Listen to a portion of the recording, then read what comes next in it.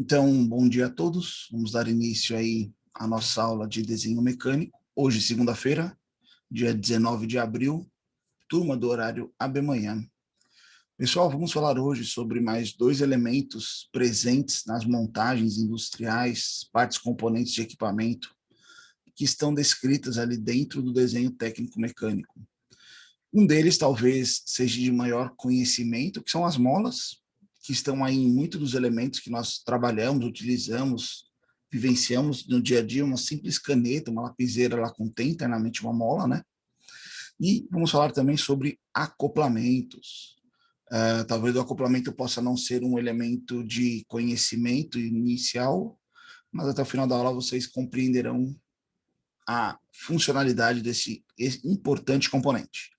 Um detalhe interessante, lembrando que aqui a gente não faz a parte de dimensionamento, apenas conhecimento do elemento e características dele dentro do desenho técnico mecânico, ok? Então vamos lá. Primeiramente, a gente vai começar a falar sobre acoplamentos. Temos diversas imagens, geometrias e formas construtivas aí, mas o acoplamento é um elemento de máquina que transmite momentos de rotação, momento torsor, né? Segundo os princípios de forma e de atrito. Ou seja, o acoplamento é um conjunto mecânico empregado na transmissão de movimento, de rotação entre duas árvores ou o eixo e uma árvore. Lembrando que a árvore, vocês sabem que é aquele eixo de transmissão de potência, né? Então, por exemplo, quando você... Eu coloquei um exemplozinho mais prático que a gente já deve ter escutado no dia a dia aí, uma bomba d'água. Na casa de algum parente, num sítio, algum local, casa de praia, você já deve ter pensado, tem que ligar a bomba para encher a caixa, né?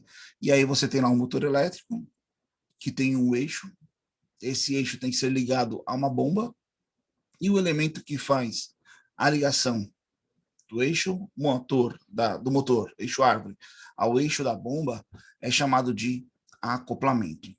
O acoplamento é esse elementozinho vermelho aqui, que é responsável pela união de eixos, a fim de transmitir movimento entre os mesmos. Emprega-se o acoplamento quando se deseja transmitir um momento de rotação, movimento de rotação e força, de um eixo motor a um outro elemento de máquina situado coaxialmente a ele. O que é coaxialmente? Alinhado a ele, né? Ou seja, que eles estão no mesmo, na mesma linha.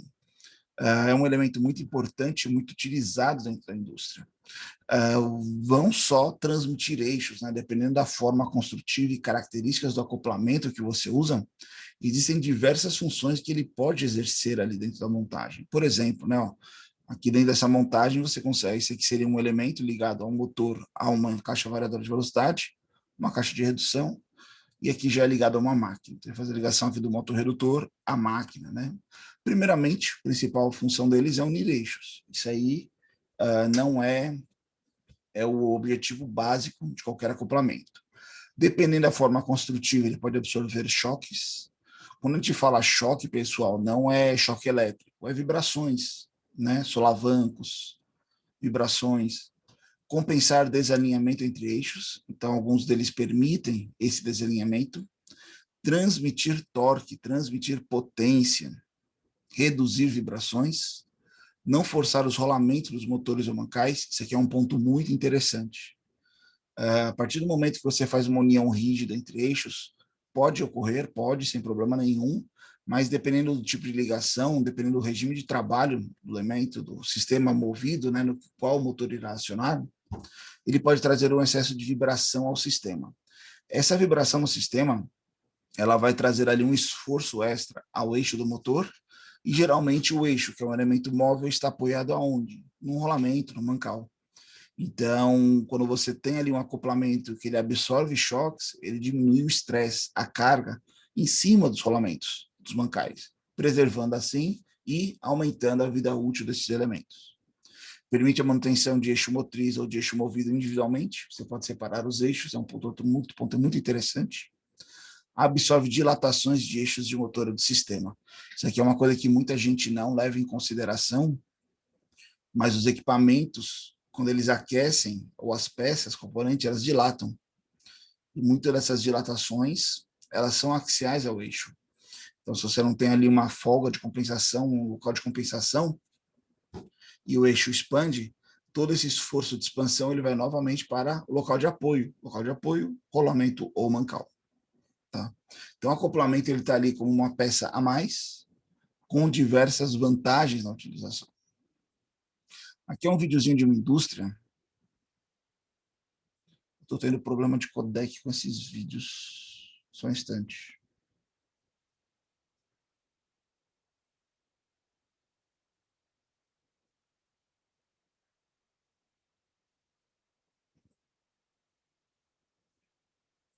Esse videozinho dessa indústria, ele é bem interessante, porque ele demonstra diversos acionamentos, é uma termoelétrica, aonde vocês vão ver que vários equipamentos que são acionados levam um acoplamento ali na união entre o motor e o sistema movido, né? Então, você tem ali uma esteira transportadora que leva o minério ou carvão, né? Dependendo da aplicação. Aqui a gente já pode ver uma montagem, aqui não, ele está montando outro elemento.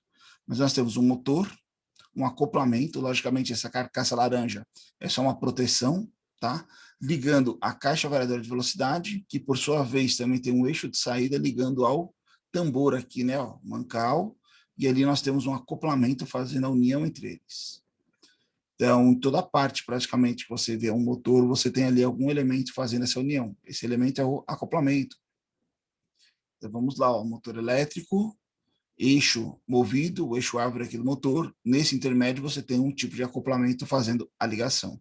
Essa carcaça laranja, ela é apenas uma proteção. Esse seria o acoplamento, tá?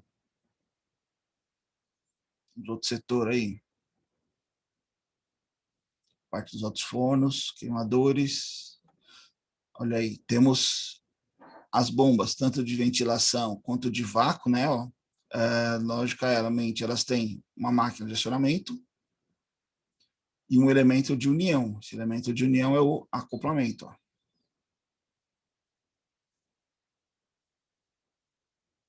Mesma coisa aqui nessas bombas de vácuo. Então, você vê aqui, ó, do motor para a bomba, você tem o elemento acoplador. Veja que já é uma forma construtiva diferente, né? Que ele apresenta aí. Existem variações. Aqui nas torres de refrigeração, né? É bem interessante esse tipo de acionamento aqui, ó. Por se tratar de um ventilador, vamos dizer assim, o motor ele não poderia estar estacionado aqui na lateral, que atrapalharia o fluxo de passagem de ar.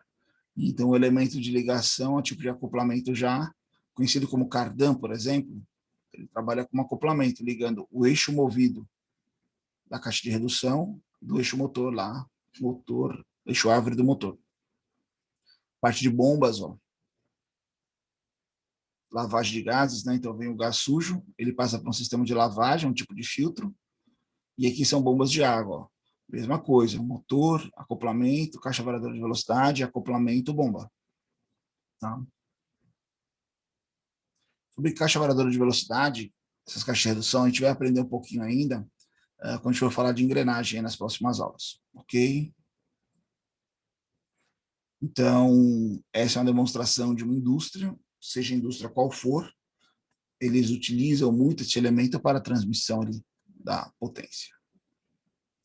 Dentro da normativa, os acoplamentos eles são divididos em categorias.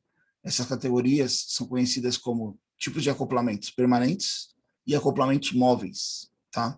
Dos permanentes, a gente tem ainda os rígidos e os flexíveis, rígidos ou flexíveis, né? Então tem a denominação de cada um, a gente vai falar de algum deles aqui. Dos flexíveis, nós temos os elásticos e os não elásticos, que é muito interessante, tá? Ele é apenas articulado, podemos falar assim. O flexível e articulado seria o não elástico. E saindo dos permanentes, ligando aos móveis, são aqueles que permitem união e desunião, né? Comandáveis ou não comandáveis, que são acionados pelo homem ou não acionados pelo homem, tá?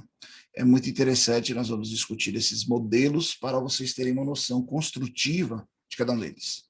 Os acoplamentos mecânicos são classificados conforme a montagem e modo de atuação, sendo eles subdivididos em acoplamentos permanentes e acoplamentos móveis, bem similar aos elementos de fixação.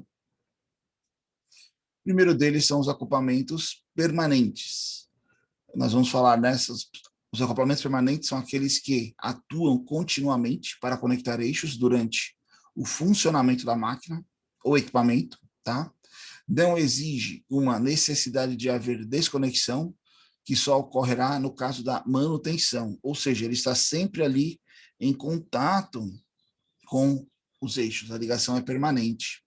São classificados como fixos, rígidos ou flexíveis. Primeiro deles, o mais comum de todos. Opa, antes tem um outro slide. Os eixos dos acoplamentos fixos devem ser precisamente alinhados, tá?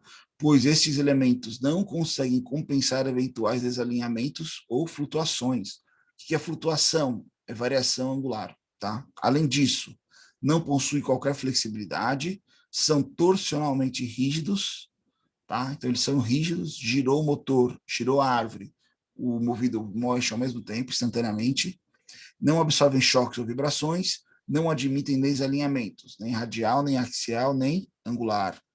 Pessoal, esses são os rígidos e fixos, tá? Então, ou seja, deve ter um correto alinhamento entre o eixo do motor e o eixo movido. Qualquer desalinhamento, seja ele axial, radial ou angular, aqui seria radial. Esse desalinhamento ele não é compensado por esse tipo de elemento, esse tipo de acoplamento. Existe um acoplamento que faz essa compensação, mas os rígidos e fixos não. Os acoplamentos permanentes rígidos podem ser flange, como luva de compensação, ou ainda discos ou pratos, tá? O mais simples deles e mais direto do dia a dia é o acoplamento permanente tipo flange, tá? Método clássico de conectar eixos árvore é bem adequado à transmissão de potência elevada em baixa velocidade. Aqui começam a entrar formas construtivas e características específicas em função de cada modelo, tá? Quando a gente fala aqui baixa velocidade, você pode ver que a união é feita por uma flange, né, uma superfície plana, que teria associada à ponta do eixo. Então, aqui muito interessante, ó, nós temos o eixo, tá, ó, poderia ser o eixo motor, o eixo movido, chamado de árvore aqui, ó. Temos aqui uma chaveta, ó, representada no nosso desenho, e dois acoplamentos, um ligado ao eixo árvore, outro ligado ao eixo movido, né? E a união é feita por meio desses parafusos. Quando você pega um acoplamento desse tipo flange, 3, 4 parafusos, veja que ele é um elemento que não tem um balanceamento muito bem feito, devido à sua altura, largura e posicionamento dos parafusos. Consequentemente, ele trabalha em baixas velocidades. Em velocidades elevadas, ele não tem um bom balanceamento, consequentemente, ele traz uma vibração ao sistema, tá? A união é feita mecanicamente através de saliências, encaixes ou parafusos ajustados à carcaça de cisalhamento. Então, está aqui o parafuso unindo as duas partes. Lembrando que qualquer dúvida, questionamento, é só perguntar. Luva de compressão ou de aperto é um outro modelo de acoplamento, também muito utilizado. Esse tipo de luva facilita a manutenção de máquinas e equipamentos, com a vantagem de não interferir no posicionamento da árvore. Podem ser montados e removidos sem grandes problemas de alinhamento.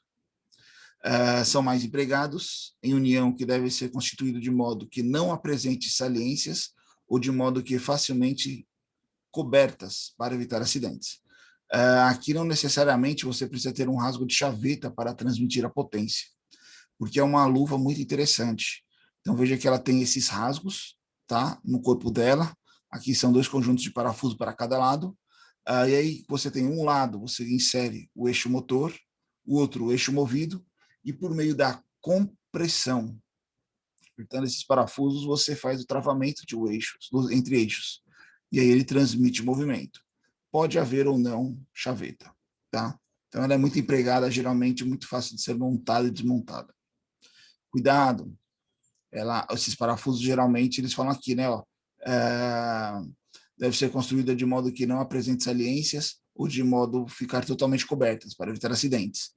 Sempre tem um lado, ela não é por ser cilíndrica, mas tem essa região aqui de rebaixo que muitas vezes fica exposto uma parte do parafuso, pode trazer acidentes ali, porque é um elemento móvel dentro do sistema. Discos ou pratos. Diferente da flange, o disco ou prato, ele tem uma saliência, uma flange menor, uma aba menor, e distribui a energia em mais parafusos. Parafusos esses também de geometria menor quando comparado ao de flange. Usado em transmissões de grandes potências, a superfície de contato pode ser lisa ou dentada. Esse é um modelo muito interessante, por ter os parafusos mais próximos ao centro do eixo e de menor massa, vamos dizer assim, menor tamanho, e um número maior, ele tem um alinhamento, um balanceamento mais adequado, então ele aguenta ou suporta o permissível velocidades um pouco mais elevadas, tá? Então aqui ó, a gente tem um modelo ligado a um eixo, outro modelo ligado a outro eixo e a união pelos parafusos. Olha aqui a chaveta, né? Ó, a gente prendeu ela passada, olha a folga dela aqui em cima, que ela faz o travamento de um elemento e outro. Já os acoplamentos flexíveis, né, saindo dos rígidos, entrando nos flexíveis, são acoplamentos utilizados para suavizar a transmissão em árvores cujo movimento é brusco e onde o alinhamento perfeito não é garantido. Então, você não tem como garantir 100% do alinhamento. Hoje em dia existem máquinas que trabalham esse tipo de alinhamento, mas muitas vezes não é possível aplicá-las. Então, você pode usar um acoplamento flexível que vai ajudar na descompensação desse desalinhamento. O acoplamento flexível consiste em 2 cubos, um em cada eixo, né, projetados de modo que ambos se liguem com um elemento intermediário flexível ou flutuante. Isso é muito interessante.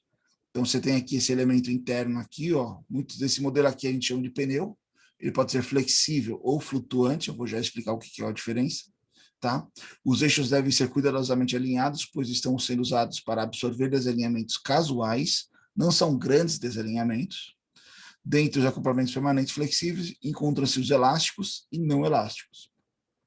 Então, quando a gente fala aqui que ele permite pequenos desalinhamentos, variações, temos a variação axial, que é o afastamento e a aproximação dos eixos, tá?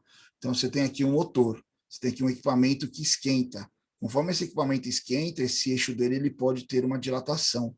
Essa dilatação ela precisa ser compensada para não forçar os bancais e rolamentos. Quem faz essa compensação é justamente o acoplamento flexível.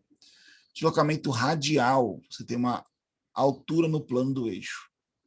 E um deslocamento angular, você tem uma variação inclinada entre os eixos. Tá? Então, ele faz essa correção desses pequenos desvios. Não são de grande amplitude, são de pequena amplitude. O primeiro deles, flexível de pinos de elástico. Muito utilizado na indústria, muito comum, tá? Elásticos de pinos, os elementos transmissores são pinos de aço com mangas, luvas de borracha. Então, veja aqui que os dois lados são iguais, é bem interessante. Nós temos saliências em um ponto e cavidades em outra.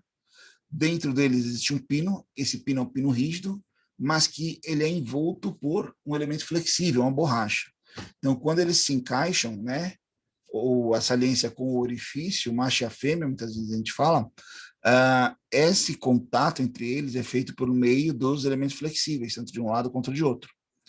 Então, pequenos desalinhamentos axiais, ele compensa, porque é físico o travamento, o contato é flexível, e ele tem pequenos graus de liberdade. Um ponto muito interessante aqui nessa primeira imagem, tá? Que alguns podem ter uma noção porque outros não. Quando a gente veio mostrando os acoplamentos aqui, a gente sempre falava, olha, ele está ligado a um eixo, né? A chaveta, para transmitir movimento entre eixos, né? E aí, quando você vê nesse modelo aqui, vocês perceberam que ele não tem um furo aqui na parte do eixo? Alguém sabe falar o porquê ele não tem um furo aqui para o encaixe do eixo? Alguém tem alguma ideia o porquê?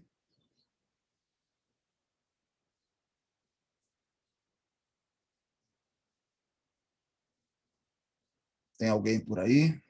Estou conectado? Estou.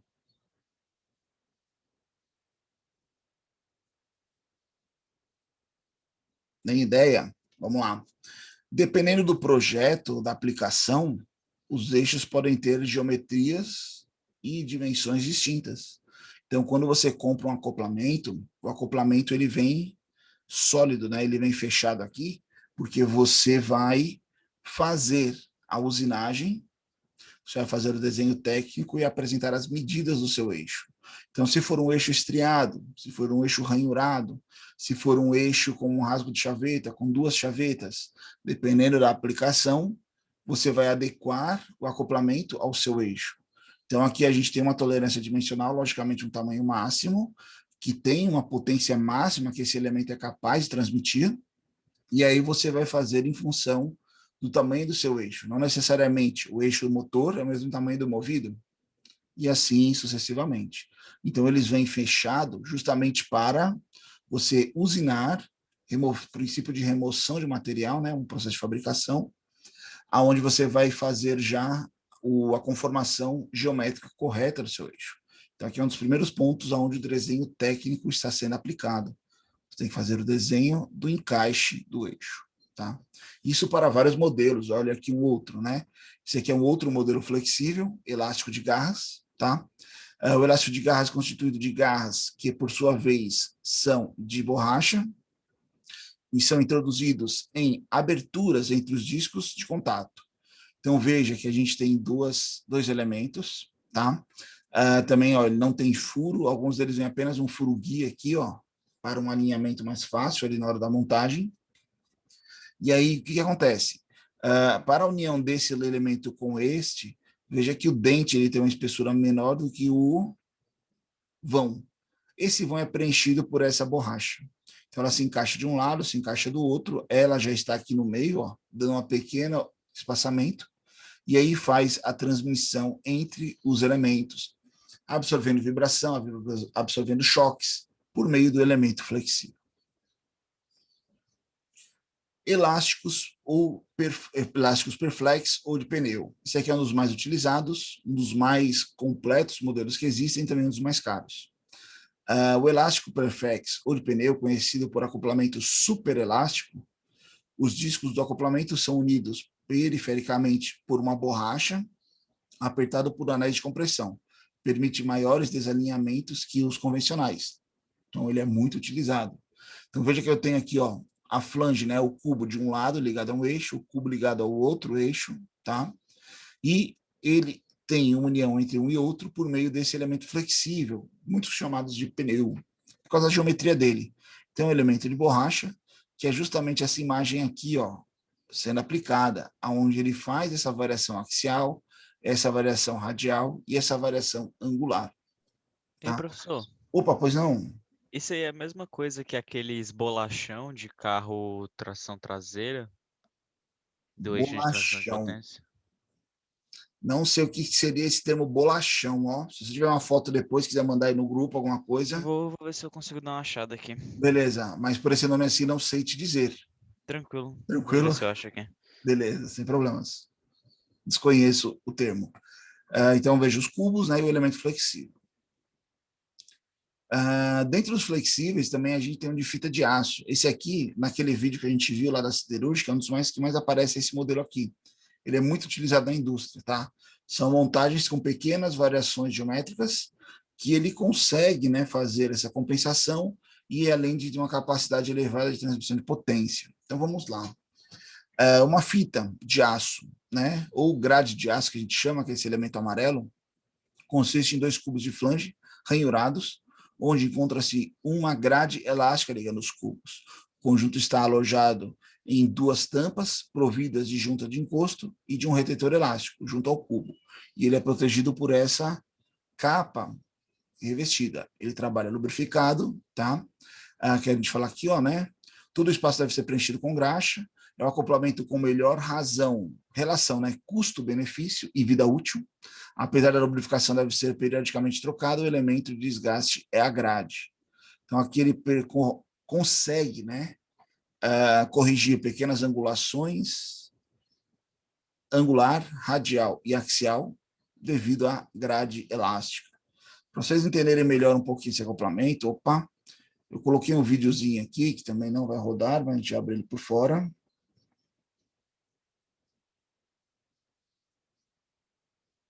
É a montagem desse acoplamento em uma bancada, em um eixo como demonstração, tá? Então, aqui nós temos dois eixos que serão unidos, um eixo de um lado, o eixo do outro lado, tá? Temos as partes componentes aqui, ó, os dois cubos, a grade, os dois elementos de proteção externo, os retentores e os parafusos de fixação. Logicamente, esse eixo ele não apresenta nenhum rasgo de chaveta, ele é apenas uma bancada para demonstração da montagem, tá? Então, primeiramente, ó, você coloca o cubo de um lado e o cubo do outro, ele vai fazer essa montagem aí. Desculpa, primeiro o retentor, né, que ele vai fazer a vedação depois. Se você esquecer de início, depois você desmonta e coloca ele totalmente novamente. Ele coloca o primeiro cubo ali, aí começou a demonstrativo, ele vai colocar um parafuso de pressão ali, ó, sem cabeça, tipo Allen, ó, só para fazer um esforço sobre o eixo. Mesma coisa do outro lado, parafuso de pressão ali só para posicionar. Vai fazer a união, né, a aproximação dos eixos. Essa aproximação não é 100%, deve existir uma folga ali entre eles, tá? Ele traz aqui algumas tabelas em função do fabricante. Essa folga deve ser medida em diversos pontos em torno do eixo, tá? Não é apenas uma medição. Então tem um máximo, um mínimo aí que ele aceita, ó, em polegadas, está aqui. Tá? Eles geralmente trazem aí um marcador para você utilizar como referência, ele vem junto com o acoplamento, você vai ver alinhamento, você vai ver folga, já com os esbarros tudo montados, preparados. Aí, feito isso, ele vai fazer ali a lubrificação do sistema com assim, para a montagem do acoplamento é recomendada a utilização de graxa neste modelo. Então ele faz aí a lubrificação, né, dos elementos e vai inserir a grade. Então, entre essas ranhuras, vai ser encaixada essa grade elástica.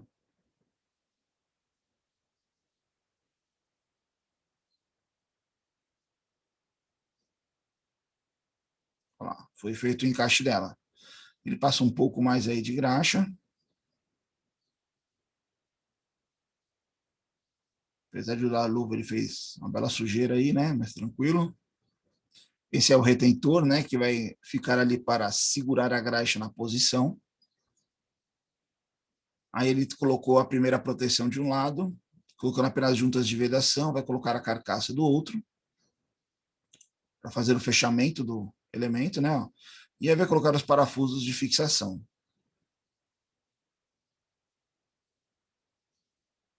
Faz o aperto ali. Aí, uma chave de anel, né? Ó, chave de estrias, é o nome correto que a gente falou na aula. Aqui ele faz a propaganda da graxa dele, né? Que é a melhor e tal. E aí está feita a união entre eixos por um acoplamento flexível de fitas. Olha lá. Tá? Esse é um elemento de união. O professor precisa de tudo isso? Precisa. É muito mais fácil você usar um acoplamento para unir eixos do que você ter outro elemento ali desenvolvido. Saindo ainda nos flexíveis, só que não elásticos, tá? Ele é flexível, ele aceita pequenos desalinhamentos, só que ele não é elástico, ele é rígido. Como assim, professor? Acoplamentos permanentes flexíveis não elásticos compensam desalinhamentos tanto radial, axial quanto angular, são torsionalmente rígidos, não absorvem choques nem vibrações, entretanto são capazes de manter o sincronismo entre máquinas acopladas. Aqui era para ser uma animação, eu tenho que corrigir isso aqui. Aqui era um gifzinho dele funcionando. Por que ele não está funcionando? Só um instante, vamos ver aqui.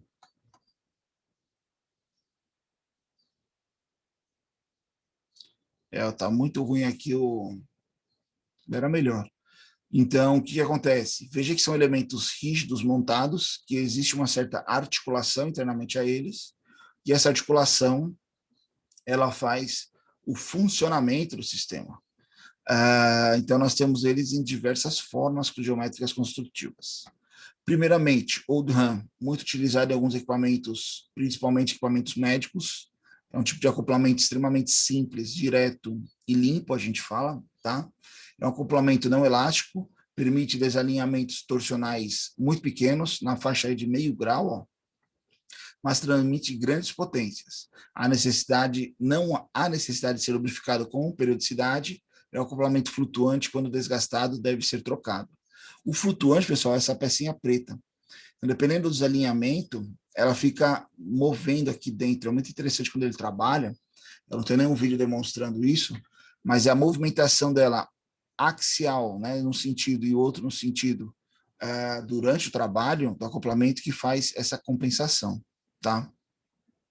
Extremamente caro esse mancal aqui, esse rolamento. Opa. Cardan ou junta universal? Acho que o Eduardo, quando perguntou de transmissão ali, acoplamento, deve ter falado desse cardan aqui, né? O junta universal, que é esse elemento flexível aqui, ó. Cardan junta universal é acoplamento não elástico, né? Usado na ligação de árvores que formam ângulos permanentes entre si.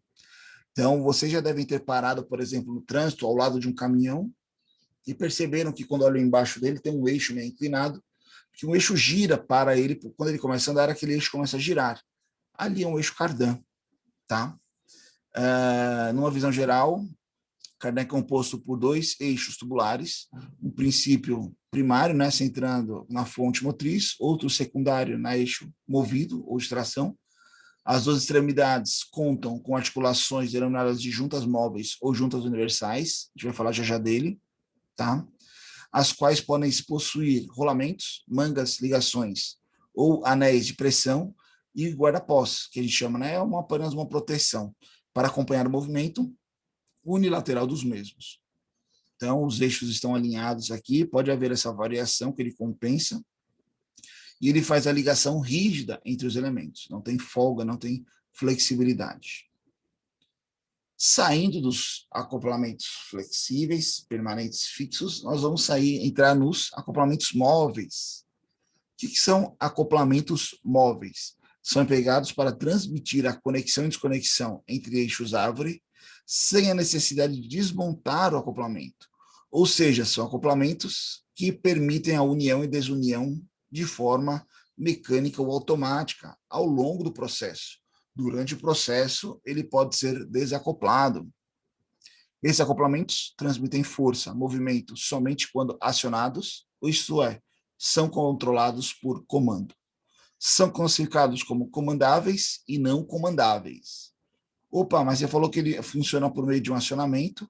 Aqui, comandáveis seriam como acionamento humano, e ele pode ser não comandável humanamente, mas ele tem uma articulação de união e desunião. Então, vamos ver diversos modelos construtivos. Algum deles aqui vocês vão perceber que já estiveram ou estão no dia a dia de vocês, tá? Acoplamentos comandáveis ou comutáveis, dependendo da região, você vê esses dois tipos de nome. Acoplamentos comutáveis transmitem força e movimento somente quando acionados, isto é, obedecendo a um comando. São mecanismos que operam segundo o princípio de atrito, tá? Esse mecanismo recebe os nomes de embreagem ou freio. Ah, professor, o freio é um tipo de acoplamento? Na verdade, ele é um elemento limitador de velocidade e ou transmissão de potência. A gente vai explicar para vocês. As embreagens, também chamadas de fricção, fazem uma conexão entre árvores, entre eixos, e mantém as árvores motriz e comandada à mesma velocidade angular, ou seja, transmite movimento naquele sentido. Os freios têm a função de regular e reduzir ou parar o movimento dos corpos. Segundo tipo de acoplamento, existem acoplamentos comutáveis manuais, eletromecânicos, hidráulicos, pneumáticos, diretamente comandados pela máquina de trabalho. Então, tem várias geometrias, formas construtivas. Primeiro deles, a embreagem. Embreagem é embreagem de carro, exatamente. Tem várias formas construtivas e aplicações, tanto automotivas quanto industriais. As embreagens, conforme o tipo, podem ser acionadas durante o movimento da máquina ou com ela parada. As formas mais comuns das embreagens acionadas em repouso, que são paradas, são o acoplamento de garras e o acoplamento de dentes. Geralmente, esses acoplamentos são usados em caixas de engrenagem de máquinas. Então, aqui, ó, a gente tem uma alavanca de comutação. Aqui ela está conectada e aqui ela está conectada. Esse tipo de conexão, por dente ou ranhura, deve ser feito com o equipamento parado. Então, ela acopla, ela engrena, né? Ela embreia, que a gente fala, de forma estática, parada. As embreagens podem ser classificadas conforme a forma construtiva: disco, cônica, centrífuga, unidirecional, eletromagnética ou hidráulica. Tá? Então, vamos lá. A primeira delas, talvez a mais comum, que alguns conheçam, é a embreagem de disco, né? Consiste em anéis planos, apertados contra um disco feito de um material com coeficiente de atrito elevado, para evitar o escorregamento quando a potência é transmitida. Normalmente a força é fornecida por uma mola ou mais, a embreagem é desengatada por uma alavanca. Então, no carro, pessoal, a gente vê muito esse conjunto aqui, né? Ó, disco de embreagem, platô, né? Então, conforme você pisa na embreagem, você, na verdade, está puxando ela, afastando ela de um disco do outro, da região de atrito aqui no central, tá? E a partir do momento que você solta a embreagem, uma mola empurra ela e ela faz a força gerando atrito entre o motor e o movido, e assim transmitindo movimento entre eixos. Em uma embreagem automotiva, geralmente a gente tem apenas um disco. Já quando você vai para uma embreagem industrial, você pode ter mais discos aí, dependendo da potência a ser transmitida, tá? Se diferencia conforme a aplicação, por exemplo, aplicação automotiva, aplicação industrial. Automotivo e industrial. Embreagem cônica, talvez não seja tão conhecida por todos, tem o mesmo princípio da região de atrito, no entanto, não é uma região plana, é uma região inclinada. Possui duas superfícies de fricção cônicas, uma das quais podem ser revestidas com material de alto coeficiente de atrito. A capacidade de torque de uma embreagem cônica é maior do que uma embreagem de disco, tá? Sua capacidade de torque aumenta com o decréscimo do ângulo. Então, o que acontece aqui? Ó, você tem uma angulação, dependendo da angulação, você tem uma potência maior ou menor a ser transmitida. Esse ângulo deve ser superior a 8 graus para evitar o travamento, engripamento, né? Emperramento, dependendo do termo aí da região. Então, é o mesmo princípio, você pisa na embreagem para afastar ela, uma mola faz a força dela do motor contra o movido, tá? E aqui você tem a região de atrito. Então, essa região inclinada que é a região de contato para transmissão de potência. Todas essas embreagens, esses acoplamentos, né, elementos de transmissão, são comandáveis, né? A gente pisa lá numa alavanca ou aciona uma alavanca para eles funcionarem. Esse aqui já é a embreagem centrífuga, muito interessante. Alguns de vocês já devem ter visto ou andado naquelas motos que não têm embreagem, aonde você pode trocar de marcha sem acionar uma embreagem, e mesmo ela engatada, parada, ela não anda, quando eu acelero, ela anda. Ali nós temos uma embreagem centrífuga dentro delas, tá? É utilizada quando o engate de uma árvore motora deve ocorrer progressivamente, em uma rotação determinada. Os pesos, por ação da força centrífuga, empurram as sapatas, que por sua vez completam a transmissão do torque. Então, como que funciona ali? Esse elemento ele está girando numa velocidade constante, digamos, a velocidade do motor, né, em regime sem força, parado ali. A partir do momento que você acelera, você aumenta a rotação. Aumentando a rotação, essas massas aqui, ó, os elementos centrífugos, que a gente chama, são pesos que tendenciam a se afastar do centro, a força centrífuga, né, afastar. Quando ele se afasta, ele acaba empurrando as sapatas, que são os elementos de atrito. E aí ele vai entrar em contato com a panela, que é essa parte externa, transmitindo o movimento. Ou seja, quando você usa aquelas motos, né, sem embreagem, e você engata a marcha, ela não anda, quando você acelera, aumenta a rotação, esse acoplamento, a embreagem centrífuga, ela abre e faz o contato e transmite o movimento. Quanto maior a velocidade, maior o contato, maior a transmissão de potência. Embreagem unidirecional. Esse aqui é muito interessante, conhecido como diodo mecânico. A gente já aprendeu sobre o fusível mecânico, né? A chaveta lá, nas aulas anteriores. E hoje, fazendo a mesma analogia, a parte elétrica, nós vamos aprender o que é um diodo mecânico. Não sei se vocês estudaram lá no segundo grau, quando vocês viram, né? Eletromagnetismo, que vocês viram lá, circuitos RLC, né? Um deles era o diodo. O diodo, ou LED, né? Pode ser, então o LED é um diodo. Permite passagem de corrente em apenas um sentido, né?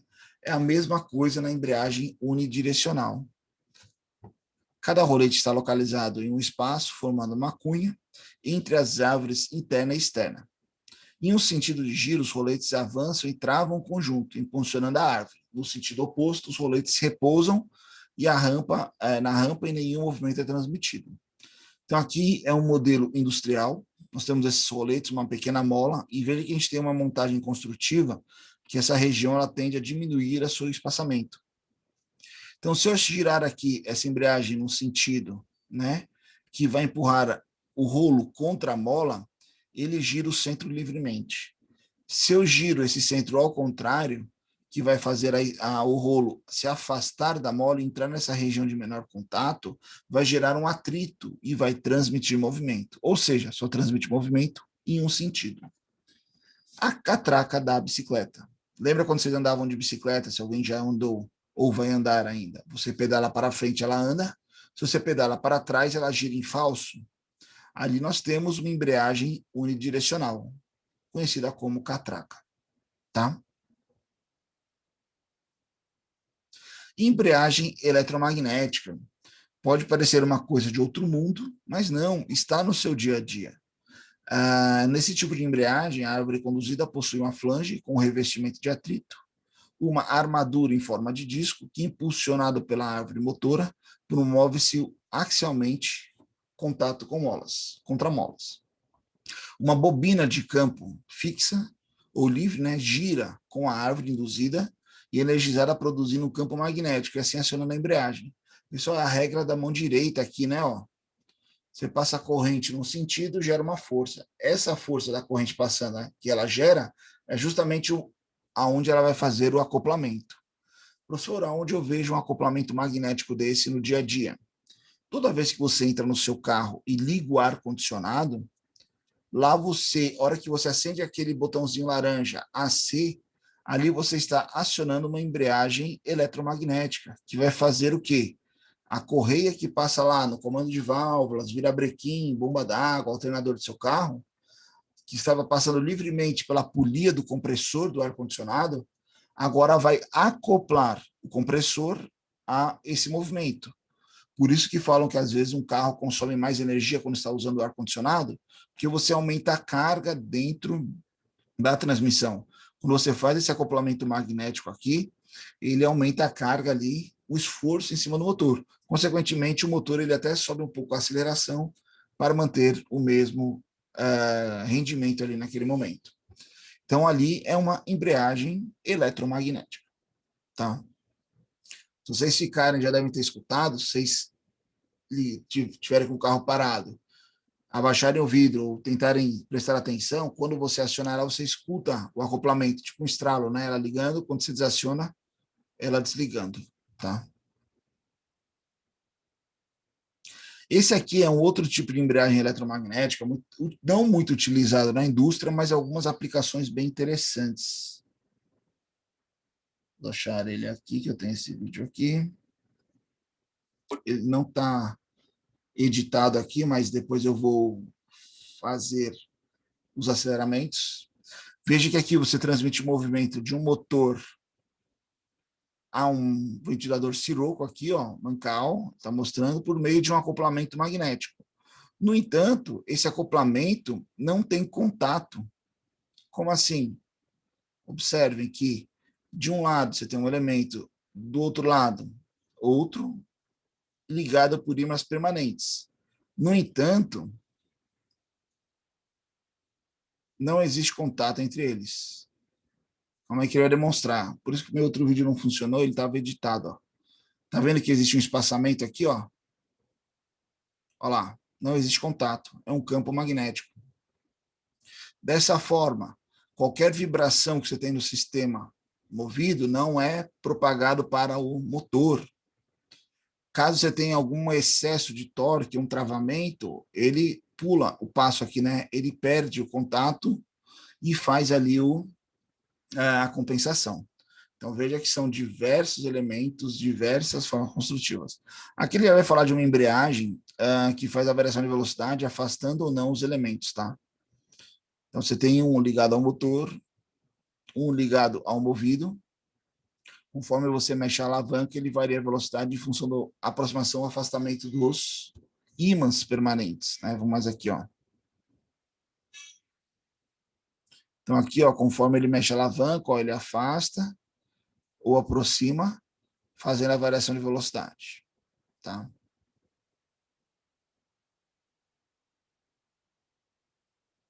Ok? Mas o principal era essa primeira parte aqui, a gente observar, ele não tem contato, tá?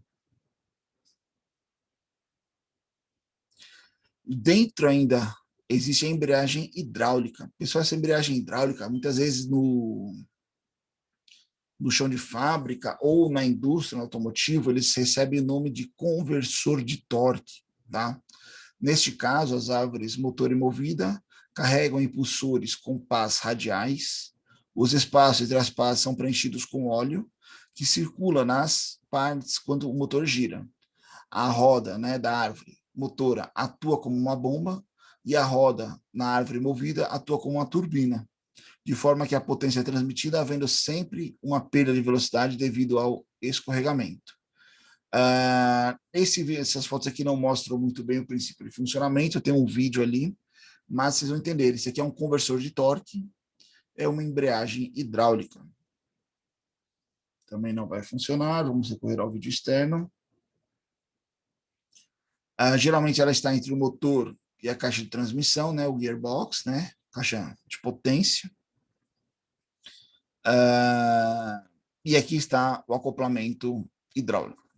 Internamente a ele tem uma parte dele ligada ao eixo movido, a outra parte ligada ao eixo motor. Entre esses elementos, existem aqui a bomba, né, ó, que nada mais é do que esse elemento cheio de aletas, né, pás inclinadas.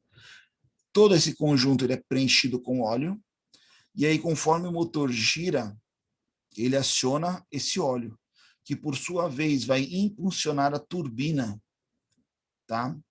Pela variação entre ângulos, então, entre a angulação da bomba e a angulação da turbina, você pode ter um aumento na velocidade ou um aumento no torque. Aqui é só o estator, que é um impulsionador intermediário que a gente tem livre, ele não está ligado nenhum a nem outro, tá? Então, internamente você faz uma aceleração do fluido, do óleo, transmitindo o movimento entre um e outro e assim aumentando a potência. Tá? A partir do momento que essa velocidade aumenta, ele empurra ali o disco de embreagem, as molas, o disco de atrito, o platô, e aí faz o acoplamento. Em baixa velocidade, ele não tem contato. Olha, ó, a parte de acionamento. Ó. Que ele empurra para girar o atrito aqui. Ó. Essa é a região de atrito. Aqui fora. Muito utilizado quando você tem elevação de potência instantânea, né? Por parte de ser um fluido incompressível. Esse é um conversor de torque. Vantagens e desvantagens, né, de você usar quem? Um acoplamento. Primeiramente, vantagens. Absorve desalinhamentos, é uma das maiores vantagens. Manutenção simples, redução na emissão de ruídos, né, vibrações. Simples instalação. Aqui não é uma controvérsia, existe um contraponto. Fala que ele economiza, porque ele aumenta o intervalo entre as manutenções, reduzindo assim paradas da máquina, né? Tudo bem, em contrapartida, como desvantagem, ele também, ele fala que tem um custo. Mas o acoplamento é um elemento a mais que você tem que comprar? Sim, mas ao longo prazo ele traz um benefício. É um elemento a mais para eu dar manutenção? Sim. A instalação requer ali um aumento de mais um item, né, dentro do sistema, não tem problema. E dependendo da aplicação em função de ambiente, temperatura e umidade, ele pode ser vantajoso ou não. São normatizados, mas o principal vantagem é essa aqui, ó. Essa foto ela mostra tudo: amortecimento de vibrações, choques e desalinhamentos.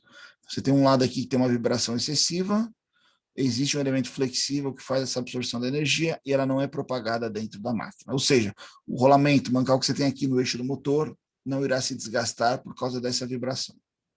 Ok?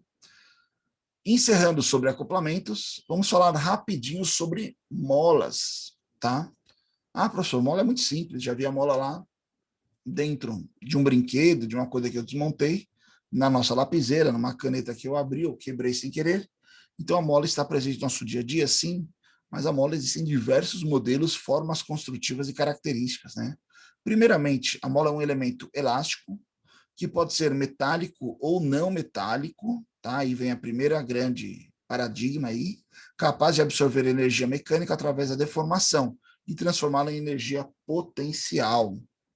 Uma mola deve apresentar deformações relativamente grandes, altas, né, assim, flexibilidade, sem ultrapassar o limite elástico, isso é, sem sofrer deformação permanente. A deformação se dá devido ao esforço de compressão, tração ou torção. Então, é justamente as classificações das molas. As molas podem trabalhar conforme compressão, conforme tração ou conforme torção, sendo proporcionalmente à força aplicada, sendo que essa deformação restitui-se quando cessa a força. Então, a grande jogada da mola, ela recebeu uma energia, absorver essa energia e devolver a energia depois voltando ao seu estado natural. Aqui são algumas características interessantes da literatura. As molas de forma de bronze elástica são obtidos, né, adicionalmente estanho a liga de cobre e rudimentarmente utilizadas em catapultas militares. Aqui foi o surgimento da mola. Tá? Com a Revolução Industrial, em 1780, teve início a produção em escala industrial. Hoje, a utilização em larga escala, que vai desde celulares, teclas de celulares, que nem existem mais, né? A molas que suportam prédios, visando protegê-los de terremotos. Então, sistemas antiterremoto, por exemplo. Quais são as atribuições mais comuns das molas? Armazenamento de carga, amortecimento de choques, controle de movimento, elemento de fixação. Mola de aço. São arames produzidos com as mais variadas aplicações, desde as mais simples, como secas para a fabricação de pregos, né? Ou até mesmo as paramolas, onde a composição química, o controle de fabricação e tratamento térmico são considerados entre os mais sofisticados do mundo, né? Então, dependendo da aplicação do material, existe uma rigorosidade no processo metalúrgico de fabricação. As molas são materiais que devem apresentar quais propriedades? Altos valores para limite de elasticidade sob tensão, então ela tem que resistir à tensão, elevar a resistência a choque, principalmente no caso de serviços pesados, como veículos em geral. O que é o choque? É aquela força instantânea, momentânea, né? Surpresa, vamos falar assim, que ela não venha quebrar ou trincar, e sim ter a flexibilidade e energia para absorver. Excelente resistência à tração, boa ductilidade para ser conformada. Uma mola ela é conformada na sua geometria. Elevada resistência à fadiga, isso aqui é muito interessante. Não sei se vocês já escutaram falar no termo mola cansada. Muitas vezes a mola ela não tem mais a mesma força ou resistência ou flexibilidade, porque ela perdeu a propriedade ao longo do tempo. Elevar a resistência a choque. Choque é vibração. Molas de borracha. O que é uma mola de borracha? São as molas pneumáticas, conhecidas como coifas ou foles, dependendo da região, mas o nome técnico correto são os foles. Trabalha com o princípio de elemento elástico, sob a suspensão ou absorção de choques e vibrações, a pressão de ar interna, né, dessas borrachas pneumáticas exerce uma força direcional axial capaz de empurrar e puxar e suportar cargas impostas. O ar, por ser um elemento flexível, em conjunto com outro elemento confinante flexível, permite com que ele trabalhe num regime de mola. É muito interessante.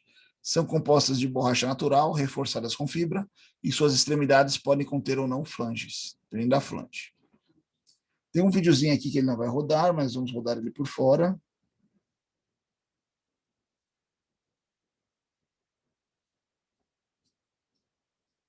Tela inteira, não. Deixa eu ver uma coisa aqui. Só um instante. Esse vídeo também ele é editado, por isso que eu preciso rodar ele aqui dentro.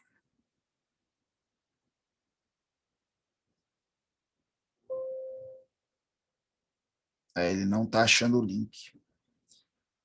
Vocês já devem ter visto em alguns caminhões que a parte da suspensão é justamente esse elemento flexível, que é o coifon. Então, toda a vibração da pista ela não é transmitida para a carcaça devido a essa mola pneumática que faz essa absorção de energia. Eu não vou ter esse vídeo aqui fácil. Mas ok. Vamos para frente, então.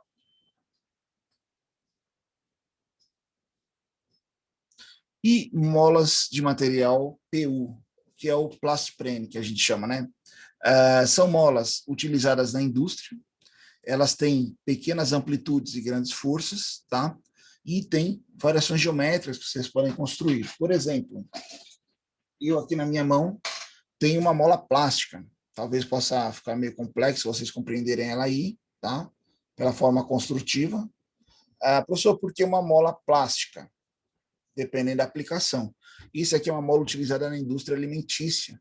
Então, dentro da fabricação de bebidas, por exemplo, cerveja, chopp, dentro da tubulação nós temos pequenos retentores, retenções que precisam de molas. Essa aqui é uma mola retirada de uma tubulação de chopp, tá? Então, aqui ela é atóxica, ela não traz contaminação, ela não traz oxidação, ela não varia com o tempo, então ela pode entrar em contato com o produto alimentício, dessa forma, trabalhando ali, exercendo o papel dela, tá? Tem outros modelos aqui, também plásticas, só são menores. Isso aqui também é um retentor, ó. Veja que ela tem até uma flange aqui, que ela fica lá na tubulação, exercendo uma pressão. Então, quando o fluido vem no sentido, ele empurra a mola e passa, quando ele vem ao contrário, ele trava. E essa mola, ela fica ali trabalhando, feita em um material plástico, justamente para trabalhar em contato com alimentos, ok? Outro vídeo, deixa eu ver se eu tenho esse vídeo aqui. Acho que não é o mesmo, não é o mesmo. Também não tenho esse vídeo aqui fácil. Aqui eu só ia mostrar a mola trabalhando em função de um sistema de estampagem. Então, dependendo da sua aplicação e sua necessidade, existem diversas formas construtivas para uma mola, tá? Vamos lá. Dentro da normativa, como as molas são classificadas, né?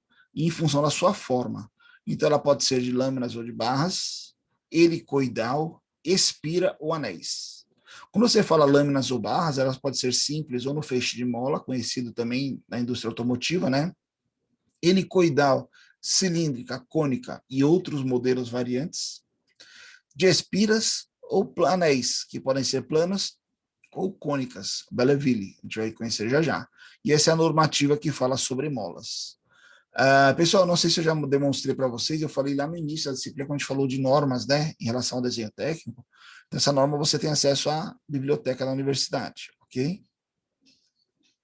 Primeira delas, lâminas, conhecido como feixe de molas. São molas compostas de barras, utilizadas para movimentos de grandes amplitudes e trabalha sobre flexotorção. Então, tanto a flexão quanto a torção, ok? Podem ser construídas com olhares em seus terminais ou apenas de apoio, compostas com feixes múltiplos ou feixes simples, né? Dependendo da aplicação. Você vê isso aqui, por exemplo, no eixo traseiro de um caminhão, de algumas caminhonetes, lá você tem então o quê? Pontos de apoio nas extremidades e o eixo apoiado no centro, grande flexão, capacidade de carga elevada. Molas helicoidais de compressão. Compressão, você tendencia a aproximar um elo do outro. São molas helicoidais com espiras afastadas e utilizadas para grandes deflexões em retorno de válvulas de motores, molas motrizes, entre outros, tá? Uma coisa muito interessante, uma mola não necessariamente ela precisa ter o seu perfil cilíndrico sempre. dependendo da força ou aplicação, ela pode ter outras geometrias, quadradas, retangulares, tá? Em função da necessidade. Mas o que é uma mola de compressão para conhecimento? São molas que têm espaçamento entre os elos, ou seja, o trabalho dela é aproximando os elos, ok? Comprimindo. Já existe a mola de tração. Coloquei até aqui um modelo que muitos de vocês podem conhecer, aquelas molas de rede. O que é uma mola de tração?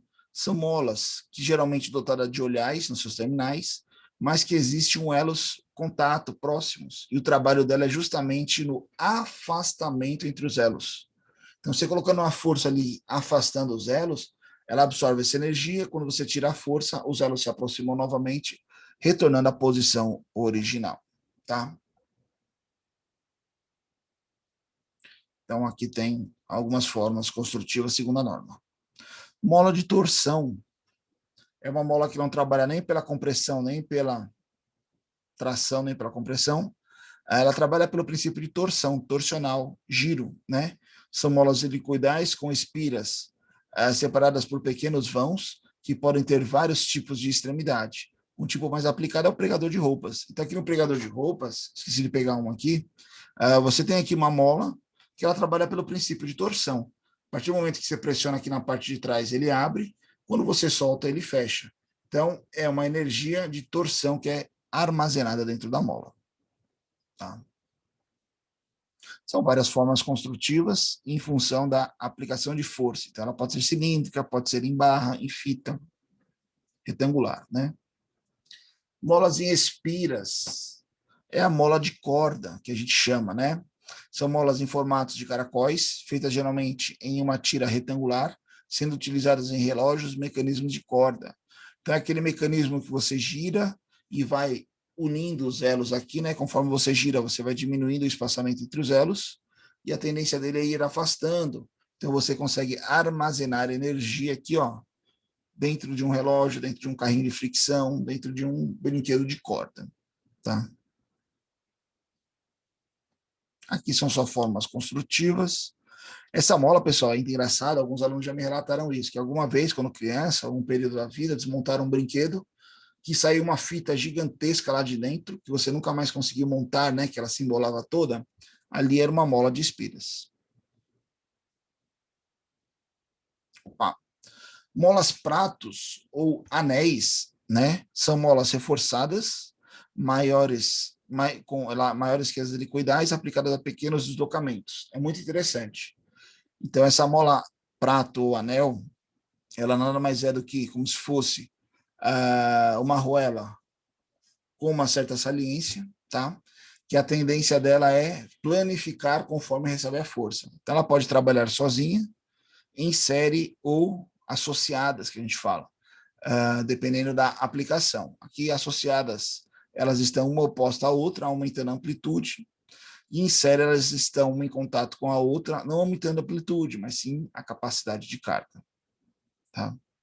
Por exemplo, ela é muito utilizada no fim de curso de amortecedores, para evitar que lá no final do curso, ali acabou o curso, ele faça um contato seco de uma superfície com outra, e ele tem essas molas prato, pequenos deslocamentos, grandes absorções de energia. Que é a normativa, né? Ó, em série ou associadas. Então, aqui a gente fala do perfil, né? Não fiquem apenas restritos a molas perfil circular, ele pode ser retangular, quadrado, diversas geometrias, dependendo da força ou da aplicação. Existem formas construtivas das molas, são variantes. Então, por exemplo, vou fazer uma pergunta para vocês aqui, bem interessante. Eu tenho aqui uma mola de compressão paralela, que é uma mola cilíndrica. Essa mola de compressão ela pode ser cônica ou bicônica, que é em forma de barril, que a gente chama, ou convexa, né, que é em forma de ampulheta. Tem uma outra imagem aqui. Não, vamos usar aquela ali por enquanto. Por que eu ter essa variação geométrica da mola? Alguém sabe dizer o porquê?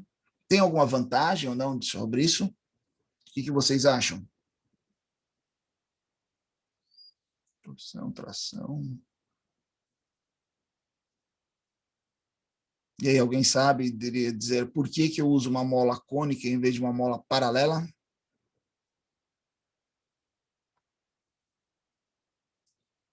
Vamos lá, pessoal. Vamos interagir.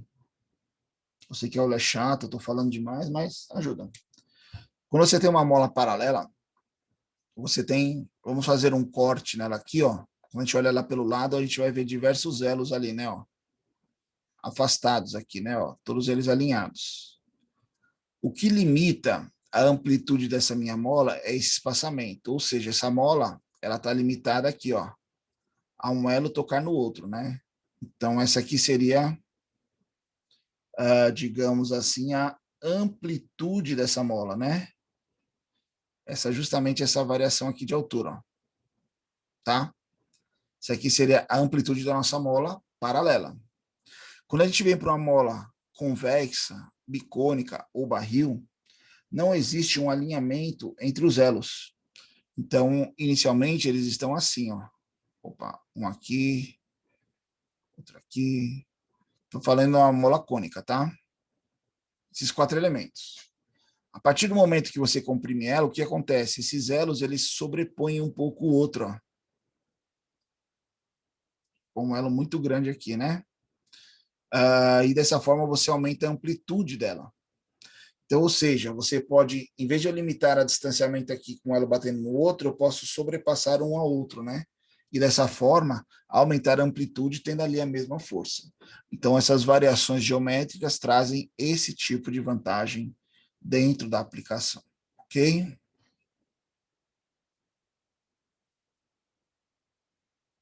Vamos ao próximo. Opa, foi mal. Aqui são apenas algumas características geométricas construtivas detalhadas de uma mola. Então, geralmente, uma mola você trabalha na altura, no passo, que é a distância entre elos, e o diâmetro do elo, diâmetros internos e externos de número de espiras.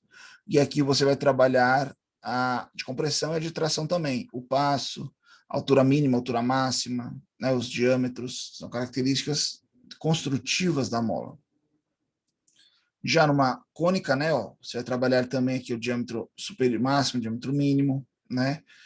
O passo entre as espiras que vão se sobrepor, é muito interessante, o número de espiras. Uma de torção, ó, você trabalha o ângulo de torção dela mais, tá? Então, são características aí das molas, conforme a necessidade. Então, aqui também, ó, muito interessante, ó, geometria fixa, passo variável, mola que tem passo variável dentro do seu sistema. Por que eu teria um passo variável? Eu posso ter, num instante da mola aqui, uma capacidade, uma constante elástica diferente, onde eu recebo pequenas vibrações.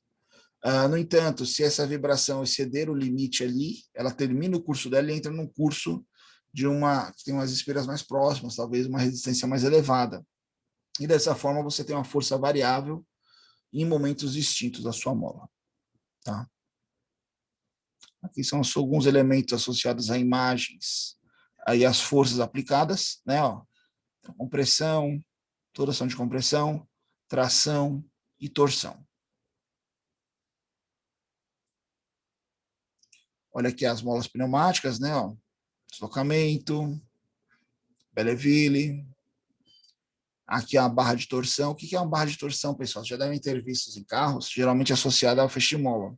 Então aqui ó, o feixe de mola, né? Ó, grande amplitude, ele é apoiado na extremidade e a força vem pelo centro.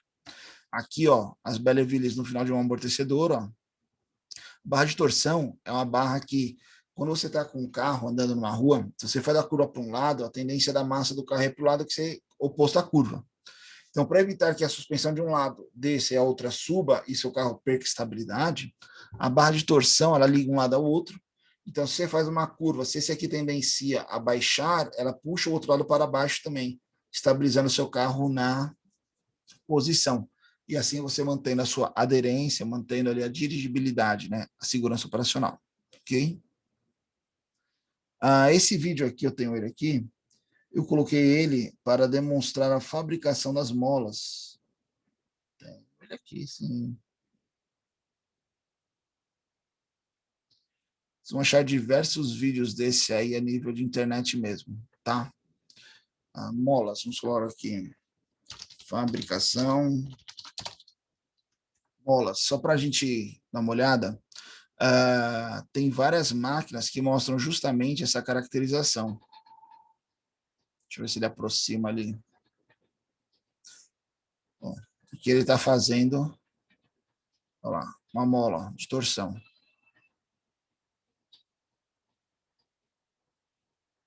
Que já vai ser um outro modelo. Ó. Olha aí a mola sendo feita. Antigamente, uma mola no seu projeto, você tinha que adequar o seu projeto às molas existentes. Eram poucos fabricantes de mola no mercado. Hoje em dia, não.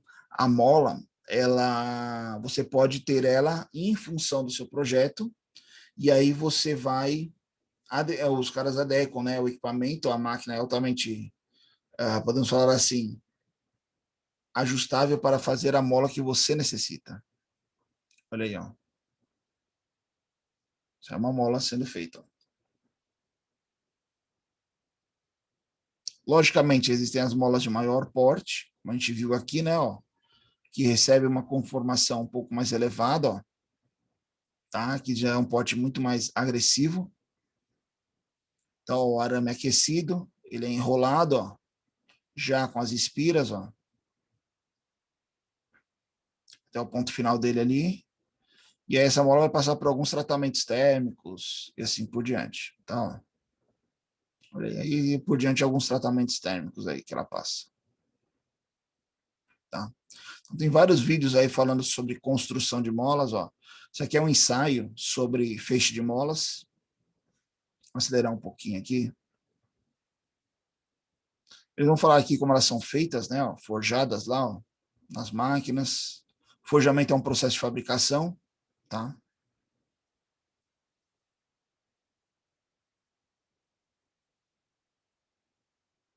Deixa eu só acelerar aqui um pouquinho. Aqui é a montagem e teste dela. Olha o feixe de mola montado.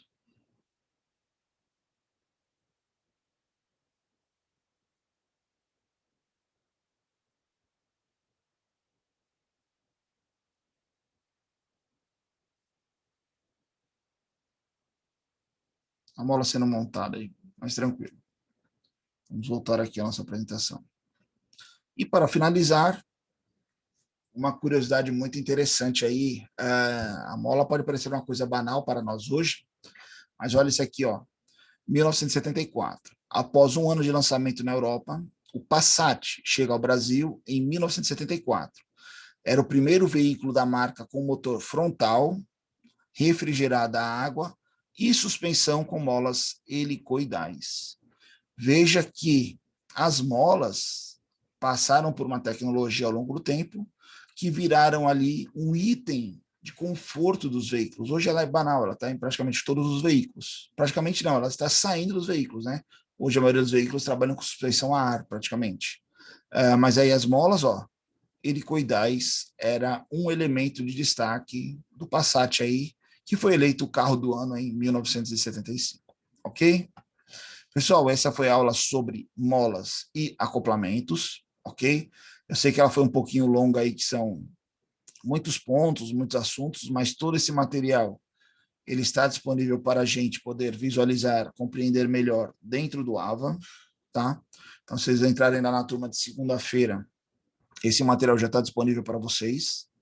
E aí entra um segundo ponto muito importante da aula, preciso da atenção de todos.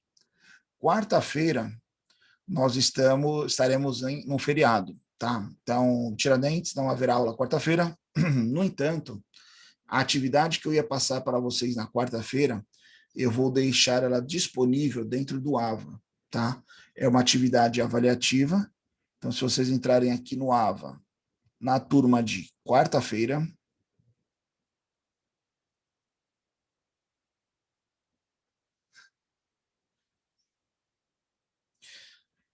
a atividade de montagem do acoplamento tipo flange.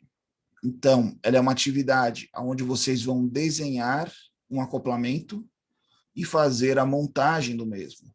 Então, tem aqui toda a explicação, tá? Os entregáveis. Então, vocês vão desenhar o acoplamento, inserir o nome da matrícula no alto relevo na peça, tem lá demonstrando, realizar a montagem do conjunto conforme apresentada a documentação técnica, Então tem uma documentação técnica aqui, vamos abrir ele aqui. Ele baixou aqui, vamos abrir por aqui mesmo. Então aqui vocês vão receber, é um acoplamento tipo flange, tá? Aonde aqui tem um detalhamento técnico para a construção do mesmo, dimensões, geometrias, montagem, lista de componentes, e aí vocês vão, a partir desse desenho técnico, fazer o desenho do elemento, aqui em cima, inserir no nome da matrícula, ele tem uma região aqui, ó, que pede, preencha o seu nome completo e matrícula, eu vou já explicar para vocês isso, tá? Realizar a montagem do conjunto conforme a documentação técnica apresentada, contemplando os elementos apresentados, os elementos de fixação, porta e parafuso, e apresentá-lo na vista explodida. Realizar uma gravação de um vídeo da explosão, realizar a apresentação da montagem da lista de componentes do desenho técnico. Então, vocês vão fazer o desenho do componente, a montagem, a vista explodida e apresentar no papel conforme que também está descrito, tem lá na montagem, dessa forma aqui que está apresentado. Para vocês compreenderem melhor toda esta atividade, eu coloquei junto a vocês, dentro do AVA, só voltar aqui, não está dentro da atividade, está aqui fora, né? Ó, um vídeo de montagem. Então, esse vídeo mostra o completo funcionamento da atividade, como ele deve ser feito passo a passo. Tanto a explicação aí, ó, da atividade, quanto o passo a passo ali da montagem, bastante, explicando a atividade, a parte que a gente vai desenhar o acoplamento, tem tudo explicado para vocês. A parte que a gente vai fazer as furações, tem o passo a passo aí completo do sistema. Quero chegar aqui na parte do nome. Ó, aqui na parte do nome, a gente vai fazer um chanfrozinho aqui em cima, e lá ele explica direitinho de como você colocar aqui o seu nome na peça. Então, nessa região aqui, ó, vocês vão inserir o nome de vocês.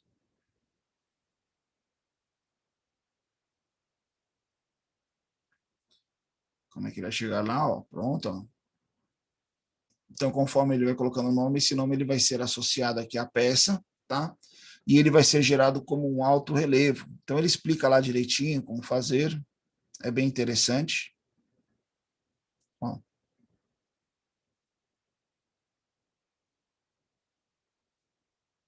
E a peça...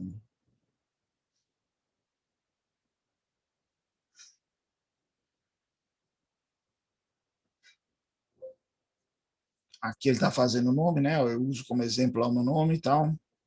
Uma altura de 1 milímetro, só para fazer uma pequena saliência. Ó, tá? E aí fica com o seu nome na peça, ele explica lá como fazer isso. Aí depois vocês vão partir para a montagem, né? Inserir os componentes, elementos de máquina. Opa! Só mostrar aqui para vocês como fica ele montado. Aqui, ó. Então, aqui já é uma montagem, foi feita lá do vídeo. Ó, você coloca aqui seu nome e sua matrícula. Ó. Ele fica um alto relevo aqui, tá? De como você fazer isso. Preciso desenhar as letras? Não, tem como fazer automaticamente. Então, você vai fazer lá, ó, a montagem do seu acoplamento. No vídeo mostra a gente colocando os elementos de máquina, fazendo os posicionamentos, tá? A gente trabalhando ali a vista explodida, ou seja, vai ter um momento lá que a gente vai chegar à montagem do acoplamento. Nessa montagem, vocês vão desenvolver também a explosão do mesmo, tá? Não precisa dessas linhas, eu explico lá no vídeo, eu coloquei aqui, mas depois eu tiro. Vocês vão fazer um vídeo de animação dessa explosão.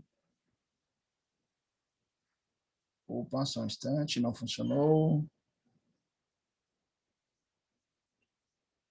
Tá aqui, ó. Vocês vão fazer um videozinho, ó, da explosão também lá, para enviar na entrega. Tá? E fazer o documento técnico final, tá? Que é justamente a apresentação dele na vista explodida, a identificação dos balões e a lista de componentes, ok?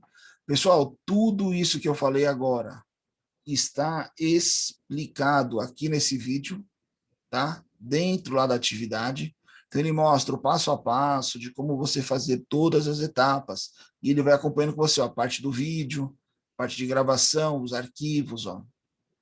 Ele vai mostrando ali o passo a passo de como fazer essa ação. Você colocando na folha, gerando lá, né, os documentos, a lista de componentes, as marcações. A entrega é uma semana. Vamos olhar aqui.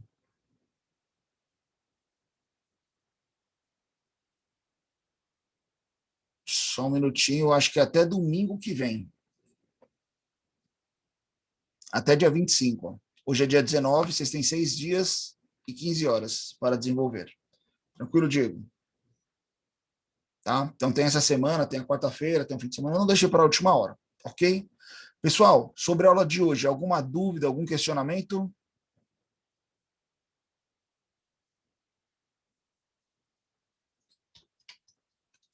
Vamos gerar a nossa lista de frequência, por favor. Nomes aqui, legal, show de bola. É uma atividadezinha bacana, então vocês vão ver que é já uma das primeiras vivências, praticamente quase que todas as etapas de um projeto. Vocês vão desenhar a peça, montar, colocar os elementos de máquina, fazer a vista explodida, a lista de componentes. Só não fez o detalhamento técnico da peça, que não cabe aqui ainda no momento. Mas já é vivenciando algumas das ações, já caminhando para o final da nossa disciplina. Lembrando que a gente está muito próximo aí do final da nossa disciplina, hein? Então, a gente vai ver mais alguns assuntos, fazer uma prova teórica, porque a nossa prova prática são esses acúmulos, né, de atividades. Então, a gente já fez lá a montagem do mancal, vamos fazer agora essa do acoplamento, vai ter outra ainda. E aí a gente vai compor a nossa nota prática, temos uma prova teórica, e a parte da V3 é o projeto final da disciplina. Ok? Pessoal, alguma dúvida mais? Algum questionamento? Sem mais, eu agradeço a atenção de todos. Qualquer dúvida, questionamento, críticas ou sugestões, estamos à disposição nossos meios de comunicação, nossa ferramenta Torpedo e o nosso grupo do WhatsApp. Ok? Boa semana a todos, boa atividade.